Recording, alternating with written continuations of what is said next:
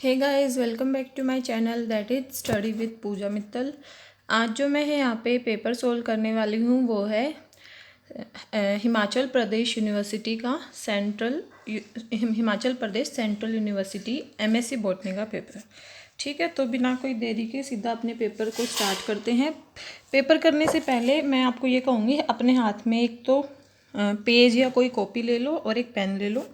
कुछ मैं साथ साथ में टिप्स देती जाऊंगी, उनको फॉलो करना कि आपको ये लर्न करना है, आपको इस तरीके से याद करनी है चीज़ें, इन चीज़ों पे ज़्यादा फोकस करना है। ठीक है, तो उनको नोट कर लेना। आई होप आप लोगों को ये क्वेश्चन दिख रहा होगा। यहाँ पे सबसे फर्स्ट क्वेश्चन क्या है, अगर आपको ये क्वेश्चन अच्छे से नहीं दिख रहे हों तो मैं जो ये पेपर है ना, इस पेपर का PDF डिस्क्रिप्शन में डाल दूंगी। ठीक है, और यहाँ पे सॉल्यूशन करवा रही हूँ, साथ साथ में क्वेश्चन बोलते जाऊँगी, आप लोग सुनते जाना। इतना भी ब्लर नहीं दिखेगा, अगर दिखेगा तो पेपर भी मिल जाएगा, टेंशन मत लेना। ठीक है। द इंटरनेशनल मेज and wheat improvement centre is located at, तो ये कहाँ पे लोकेटेड है, जहाँ पे मेज़ एंड व्हीट की इम्प्रूवमेंट होती है। सिमिटी कहाँ पे है, मैक्सिको में। सो the correct option for first question is a. यहाँ से आपको पता चल रहा है कि हमसे ये सब चीज़ें, मतलब बोटेनिकल गार्डन, हर्बेरियम और इम्पोर्टेंट ये अपने जो इथनोबॉटनी जिसको बोलते हैं, जहाँ पे इकोनॉमिक प्लांट्स के बारे में हम पढ़ते हैं, उसमें अलग अलग प्लांट्स के बारे में कुछ अलग से स्पेसिफिक बातें दे रखी हैं कि इस प्लांट का हम यहाँ पे स्टोर करते हैं इसको यहाँ, तो उनके बारे में हमें डिटेल्स निकालनी है। ठीक है, तो ये आपको करना पड़ेगा। अब जो सेकंड क्वेश्चन है, how many species of plants are actively cultivated for food, feed and fodder at present. इसका मैं श्योर नहीं हूँ क्योंकि मेरे को करेक्ट डाटा नहीं मिला, but according to me second का आएगा डी ऑप्शन। ठीक है, I am not sure for that. कोई स्टूडेंट इसके लिए श्योर हो तो वो प्लीज़ कमेंट बॉक्स में कमेंट कर देना सेकंड वाले क्वेश्चन का आंसर। ठीक है, जो थर्ड क्वेश्चन है, according to Vavilov which of the following crop originated in India centre of origin. Vavilov ने कुछ क्रॉप्स के बारे में बताया था कि ये इम्पोर्टेंट है और ये क्रॉप्स इंडिया में ओरिजिनेट होती हैं या फिर इनका इंडिया में सेंटर ऑफ ओरिजिन है। उसने वीट के बारे में बताया था, मेज के बारे में भी एंड राइस के बारे में भी। So all of these is the correct option. So the correct option is D for the third. अब जैसे फोर्थ क्वेश्चन है, the botanical name of large cardamom. यहाँ से आप लोग समझ रहे हो कि सबसे पहली टिप मैं जो आपको देना चाहूँगी वो ये कहूँगी, फोकस ऑन इकोनॉमिक बॉटनी और इथनोबॉटनी। ठीक है, जिसमें सारे प्लांट्स की हम स्टडी करते हैं। और उसमें आपको करना क्या है, उसमें आपको करना ये है, जैसे मैंने एक आइडिया मैं आपको दूँ, मैंने एक वीडियो बना रखी है इकोनॉमिक बॉटनी, आप सर्च कर लेना economic botany by study with Pooja Mittal. तो उसमें मैंने 10 से 12 मिनट की वीडियो है, जितने भी सीरियल्स हैं, पल्सेस हैं, वेजिटेबल्स हैं, ऑयल्स, टिम्बर यील्डिंग प्लांट, जितने इम्पोर्टेंट हैं उनकी नाम, फैमिली और उनका मेन फ्रूट, उसके ऊपर एक वीडियो बना रखी है। उन सबको तो आप ज़रूर याद कर लेना। ठीक है, और एक मैं आपको ये कहूँगी, मैं एक जैसे मेरा टेलीग्राम चैनल है स्टडी विद पूजा मित्तल, आप टेलीग्राम को डाउनलोड करके study with Pooja Mittal search करना, आपको मिल जाएगा। उसमें मैं एक टेबल शेयर करूँगी जो मैंने बनाई है। उस तरीके से अगर आप लोग सीरियस हैं हिमाचल प्रदेश यूनिवर्सिटी में एडमिशन लेने के लिए, तो आपको थोड़ी सी मेहनत करनी पड़ेगी। मेहनत क्या कि जैसे इकोनॉमिक बॉटनी में क्या क्या पूछे जाते हैं कि अलग अलग प्लांट्स के बारे में, तो आपको लिस्ट बनानी है टिम्बर यील्डिंग प्लांट। नेट पे देखना है, मैं आपको साइट शेयर कर दूंगी, वहाँ पे कोई भी 5-6 नाम लिख के उसकी बोटेनिकल नेम, कॉमन नेम, वो कहाँ पे पाए जाते हैं, डिस्ट्रीब्यूशन और उसके यूजेस, ये चीज़ आपको लिखनी है। ऐसी आपको टिम्बर की, फोडर की, वेजिटेबल्स की, सबकी टेबल बनानी है। एक दिन की मेहनत लगेगी, पर आपके 4 से 5 क्वेश्चन कंफर्म हो जाएंगे। अब 4 से 5 क्वेश्चन की वजह से ही बच्चे रह जाते हैं और उनकी वजह से ही उनका एडमिशन हो जाता है, और ये नाम सबके ईजिली याद नहीं रहते। ऐसे अगर आप टेबल बना लोगे तो आपको कम प्रॉब्लम आएगी। मैंने टिम्बर यील्डिंग की बनाई है, मैं वो आपसे शेयर करूँगी वहाँ पे टेलीग्राम पे, क्योंकि यहाँ पे तो शेयर करना इम्पॉसिबल हो जाएगा।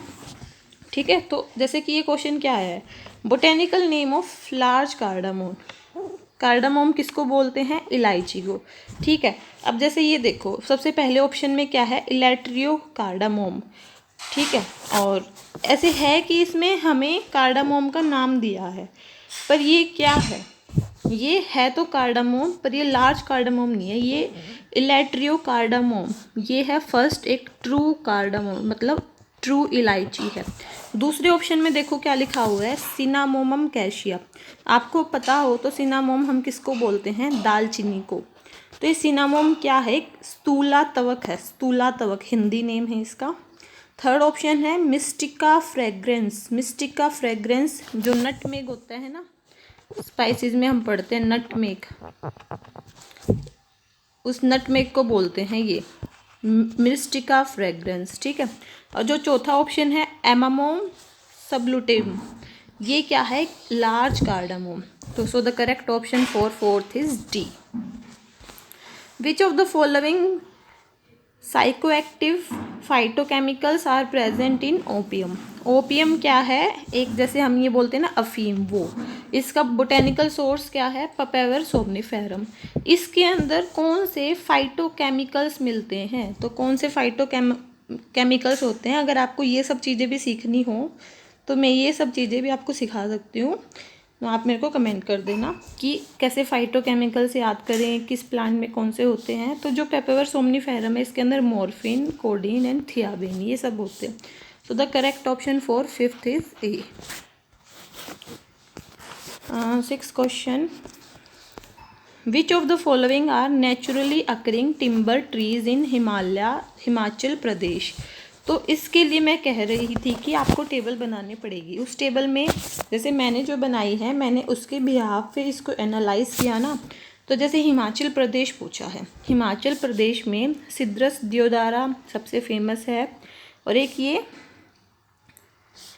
टोना सिलाटा, ये नहीं है, ये टोना, एक मिनट, टोना सिलाटा भी है। और सबसे मतलब मेन जो यहाँ पे है ना, सिद्रस दियोदारा है, और एक जो ये कुर्स्ट सुबर ये है ना, ये भी उसके अंदर है हिमाचल प्रदेश के अंदर। ये टोना सिलाटा ये कभी कभी मिल जाता है, और श्यूरा रोबस्टस ये भी मिलता है। बट जो आप सेकंड ऑप्शन देखो, जो डलबर्जिया सिसो है ना, ये हिमाचल प्रदेश में नहीं मिलती, ये हमेशा मध्य प्रदेश में, तमिलनाडु, कर्नाटका, केरला इन सब में मिलती है। तो डेलबर्जिया लैटिफोला ये भी नहीं मिलती हिमाचल प्रदेश में, ये भी वहीं मिलती है एमपी, इन सब जगह पे। ठीक है, और इससे नेक्स्ट ऑप्शन में भी जो ये है ना सिद्रस दियोदारा, ये हिमाचल प्रदेश में हमेशा मिलेगा ही मिलेगा। तो ये सिर्फ फर्स्ट ऑप्शन में है, क्योंकि सेकंड ऑप्शन में हिमाचल प्रदेश वाले प्लांट हैं बट उनके साथ दूसरे हैं। तो इन्होंने क्या कहा है, पूरी सीक्वेंस कौन सी है जो हिमाचल प्रदेश में मिलती है। तो फर्स्ट ऑप्शन में जो प्लांट्स हैं ना, वही सारे हिमाचल प्रदेश में मिलते हैं। तो the correct option is A option. Who had, seventh question, who had used the term ethnobotany for the first time? इथनोबोटनी जो फर्स्ट टाइम, इथनोबोटनी जिसमें हम इकोनॉमिकल प्लांट्स की सारी स्टडी करते हैं, तो हार्शबर्ग ने सबसे पहले ये टर्म यूज़ की थी। सेवन्थ क्वेश्चन का आंसर है सी।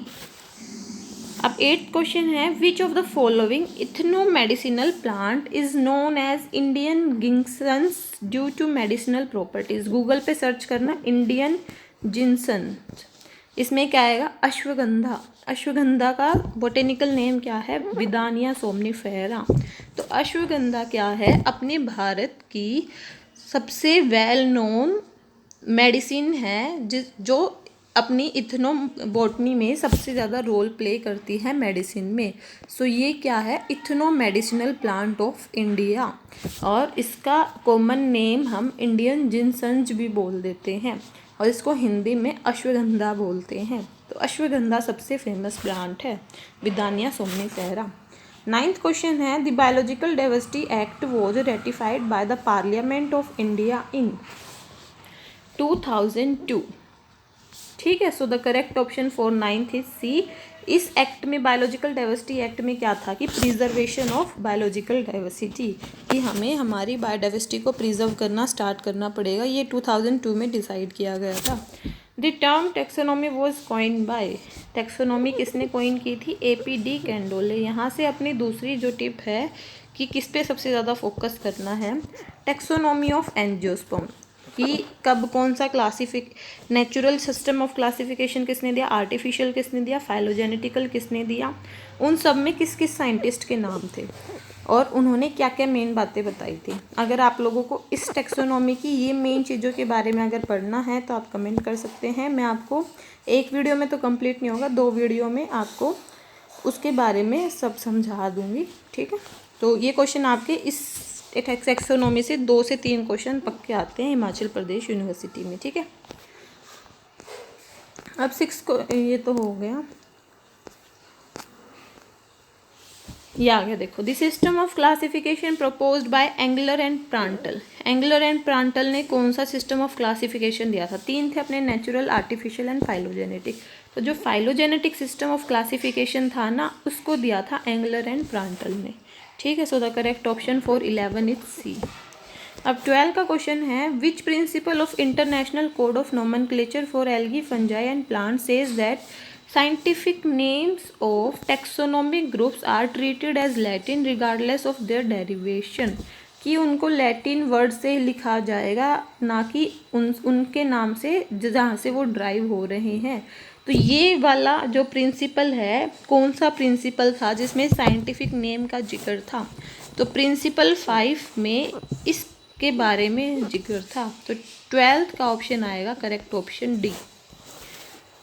अब जैसे where the world's largest herbarium located, तो सबसे पहले ये पता होना चाहिए वर्ल्ड्स का, पूरे दुनिया का सबसे बड़ा हर्बेरियम कौन सा है।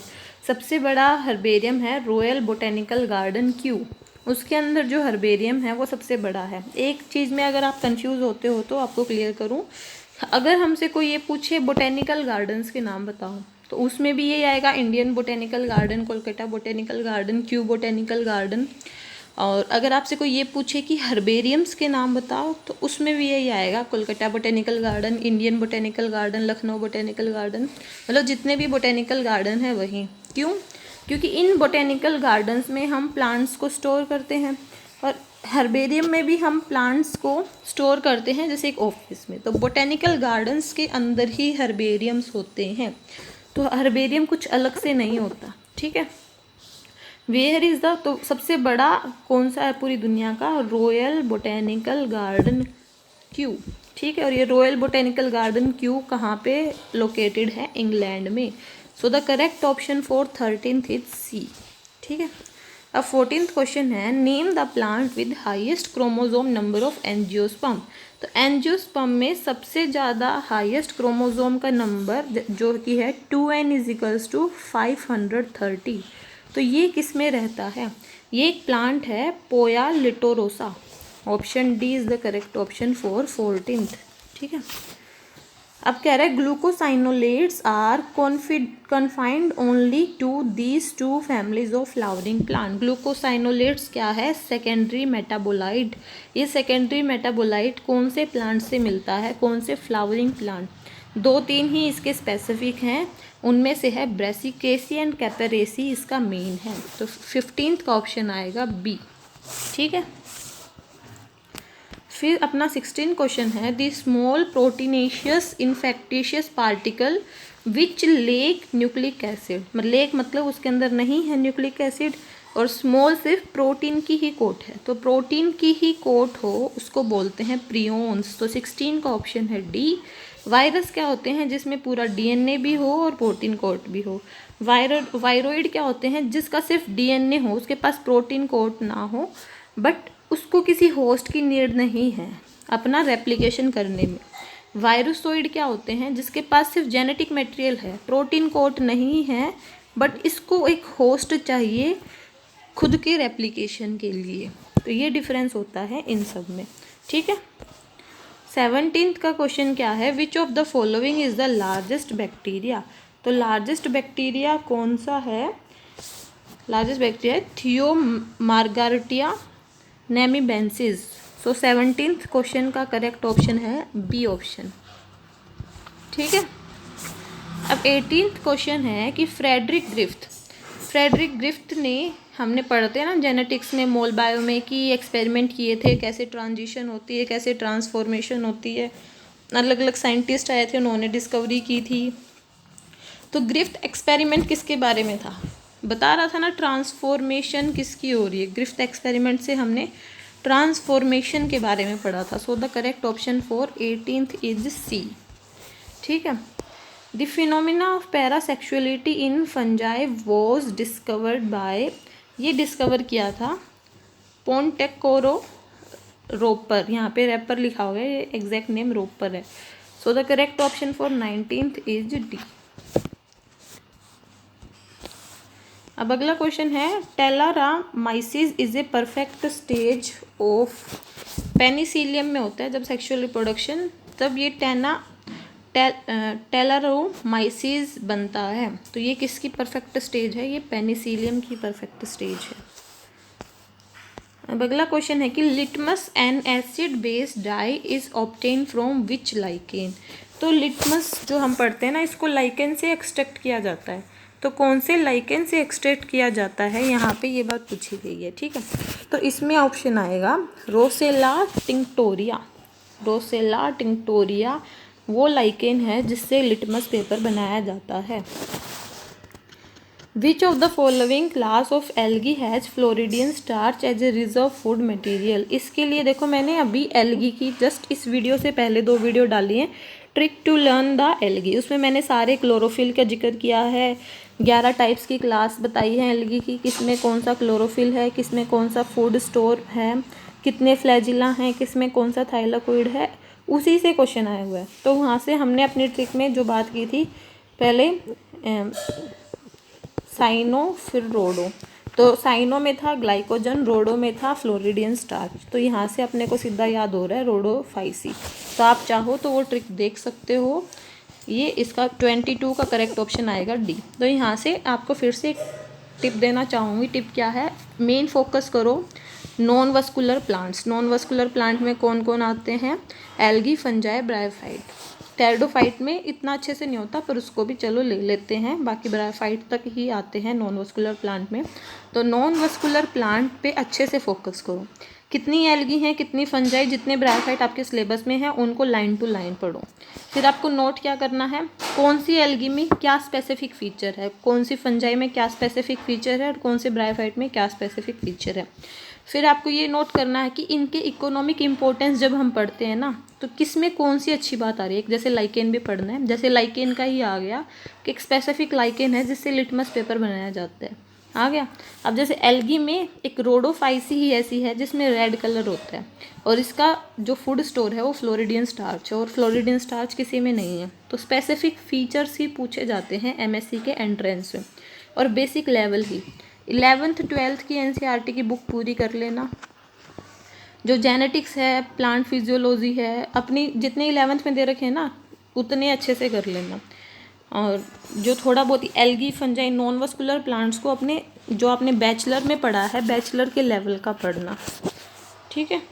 और मेन इकोलॉजी है, इकोनॉमिक बॉटनी है, प्लांट फिजियोलॉजी थोड़ी बहुत, maximum taxonomy, non vascular plants. ये कर लोगे तो आपका इस यूनिवर्सिटी में एडमिशन होने से कोई नहीं रोक सकता। अगला क्वेश्चन है, the plurilocular sporangia in Ectocarpus are concern with. ये जो है ना स्पोरेंजिया प्लूरिलोक्यूलर, ये सेक्सुअल भी करते हैं, ये सेक्सुअल भी करते हैं। तो ये सेक्सुअल हो गया तो थोड़ा बहुत वेजिटेटिव रिप्रोडक्शन भी आ जाता है। तो all of this is the correct option for this, ठीक है। 23 का क्वेश्चन आई थिंक ये, हाँ 23 में डी का ऑप्शन आ जाएगा। अब 24 का क्वेश्चन है कि कौन सी एल्गी फूड सप्लीमेंट में यूज़ करते हैं। अब आप एल्गी जब पढ़ोगे तो एल्गी के स्पेसिफिक फीचर में ही आ गया ये कि स्पाइरुलिना ऐसी है जिससे सिंगल सेल प्रोटीन बनाया जाता है, और जो स्पेस में लोग जाते हैं वो इसको एज ए फूड सप्लीमेंट इसको लेते हैं। तो आ गया, ऐसे तो है नहीं, कुछ अलग से बताइए बात। अब जो इसके नीचे जस्ट है जेलिडियम, इसके बारे में हम स्पेसिफिक पढ़ते हैं कि इससे अगार अगार जेल बनाया जाता है। अगर यहाँ पे क्वेश्चन आ जाता है अगार अगार जेल किससे बनता है, तो जेलिडियम उसका आंसर आ जाता, ठीक है। तो स्पाइरुलिना से हम फूड सप्लीमेंट बनाते हैं। तो 24 का करेक्ट ऑप्शन हो जाएगा सी। अब जैसे इसने कहा है कि simplified equation of water potential, ये हम अपनी 11th के एनसीईआरटी में ही पढ़ते हैं कि वाटर पोटेंशियल जैसे psi W is equal to psi S plus में साई P।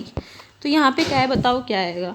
इसने जैसे एक ही ब्लैंक दिया है, एक ब्लैंक दिया है तो साई P अपना करेक्ट ऑप्शन रहेगा। अगर यहाँ पे 2 ब्लैंक आ जाते हैं ना तो एक जैसे ग्रेविटी भी होती है, psi W is equal to psi S plus psi P plus में साई G, पर यहाँ पे एक ही ब्लैंक दिया है तो अपनी प्रायोरिटी रहेगी साई P, प्रेशर वाला। तो ये बिल्कुल ही बेसिक इक्वेशन से क्वेश्चन पूछ रखा है। अब जैसे ये वाला जो क्वेश्चन है ना, यहाँ पे shoot tip become twisted and pale white due to deficiency of, shoot tip है वो ट्विस्ट हो जाएगी और ये वाइट हो जाएगी, किसकी डेफिशिएंसी से, बोरोन। ये बोरोन वाला क्वेश्चन पता नहीं सबका फेवरेट है क्या। मैंने पीयू के क्वेश्चन पेपर 3 सोल्व करवाए थे पंजाब यूनिवर्सिटी चंडीगढ़ के, अपने चैनल पे आपको देखने हो तो आप देख सकते हो। तो वहाँ पे भी 3 में से 2 पेपर में ये क्वेश्चन आया हुआ है कि बोरोन की डेफिशिएंसी से क्या हो जाता है, और यहाँ पे ऐसे आ गया कि शूट टिप ऐसे हो गई किसकी डेफिशिएंसी से। So the boron is the correct option. ठीक है। अब जैसे 27 का क्वेश्चन है, इसके लिए भी मैंने कंपलसरी बोल रखा है कि सबको याद करनी है। टेलीग्राम पे मैंने टेबल भी शेयर किया था कि क्लोरोफिल कौन सी एल्गी में कौन सा क्लोरोफिल है और वो कौन सी रेंज की लाइट को अब्जॉर्व करता है। जैसे chlorophyll A shows absorption eight, तो क्लोरोफिल ए कौन सी रेंज की अब्जॉर्प्शंस को शो करता है। तो इसमें जैसे ये फर्स्ट वाला हम सोचे 453 टू 642 अप्रोक्सीमेटली सही है, बट बिल्कुल सही नहीं है। क्यों नहीं है, जो स्टार्टिंग इसकी रेंज है ना वो 430 से होती है और इसका एंड होता है 680 पे, पर कोई नहीं, लास्ट में दे रखा है 662, स्टार्टिंग तो सही है, इससे तो काफ़ी सही है। 640 या 680 इतनी रहती है। So the correct option for 27 is C. ठीक है। अब जैसे हम 28 का क्वेश्चन करें कि हाउ मैनी ATP, इस क्वेश्चन से फिर एक और टिप ये रहेगी कि साइकिल्स में ज़्यादा मत उलझना। जो ये C2 C3 C4 जितनी भी PPP और हैं ये, इनका एक तो आपको ये पता होना चाहिए जैसे C4 का दूसरा नाम क्या है, इसके अंदर क्या स्पेसिफिक है, जैसे क्रैंज एनेटमी, इन सब के बारे में आपको पता होना चाहिए। जैसे C3 को और क्या क्या बोलते हैं, try carboxylic oxide TCA cycle भी बोल देते हैं इसको। ऐसे एक तो आपको याद करने हैं इन साइकिल के इनसे अलग और क्या नाम है। ठीक है। एक इनके अंदर कितने ATP बनते हैं, एक इनका स्टार्टिंग प्रोडक्ट क्या है और एक इनका एंड प्रोडक्ट क्या है। ये 3-4 बातें याद कर लेना, इससे बाहर MSc लेवल में क्वेश्चन नहीं आएगा। ओके। और एक ये मतलब कौन सी साइकिल कौन सी ऑर्गेनेली में होती है, कौन सी ऑर्गेनेली में कितने ATP इसके अंदर हैं, और मैंने क्या बताया था इनके नेम, दूसरे नेम क्या है, स्टार्टिंग प्रोडक्ट क्या है और एंड प्रोडक्ट क्या है। मतलब इनकी साइकिल्स को अच्छे से देख लेना, कहने का मतलब ये है। तो C4 में पूछ रखा है कि कितने ATP बनते हैं फोटोसिंथेसिस के टाइम। तो C4 में जितने ATP बनते हैं वो होते हैं 30 ATP। 30 ATP हम अपनी C4 साइकिल से बनाते हैं। तो अभी इस वीडियो के लिए 28 क्वेश्चन ही रखते हैं, बाकी के 30 या 32 क्वेश्चन रह गए हैं वो नेक्स्ट वीडियो में बनाएंगे। इसे नेक्स्ट वीडियो में वही अपलोड करूँगी। और अगर आप मेरे साथ साथ अभी देख रहे हैं तो आपको नोटिफिकेशन मिल जाएगा, सब्सक्राइब बटन को क्लिक करके जो बेल आइकन बटन है वहाँ पे क्लिक कर देना, कोई भी नोटिफिकेशन आपका मिस नहीं होगा। और मेरे टेलीग्राम चैनल पे स्टडी विद पूजा मित्तल पे जुड़ो, तो वहाँ पे आप अपनी क्वेरीज़ को भी डिस्कस कर सकते हैं, मेरे साथ बात भी कर सकते हैं। और आपको कोई टिप्स चाहिए, कोई और वीडियो चाहिए तो उसके लिए कमेंट भी कर सकते हैं। ठीक है। So I hope you like the video. If you like then click on the like button, share with your friends and don't forget to subscribe the channel. Thank you so much, keep watching, keep supporting.